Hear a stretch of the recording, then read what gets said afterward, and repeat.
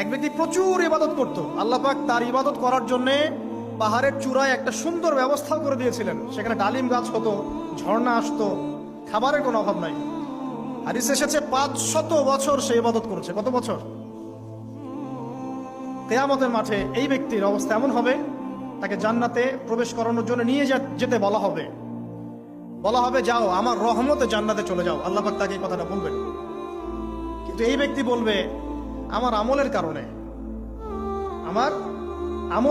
আল্লাহ পাক বলবেন আমার রহমতে জান্নাতে চলে যাও। ব্যক্তি বলবে আমার আমলের কারণে। আল্লাহ রাব্বুল আলামিন তখন তাকে দেওয়া সমস্ত নেয়ামত গুলোকে এক পাল্লায় করবেন, আর তার সমস্ত আমলকে আরেক পাল্লায় করবেন। তারপর দেখা যাবে আল্লাহর সমস্ত নিয়ামত তার একটা চোখের সমান হয় নাই। কথা কি বুঝতে পারছেন? একটা চোখের যে নিয়ামত আল্লাহ পাকের, সমস্ত আমল ও 500 বছরের ইবাদত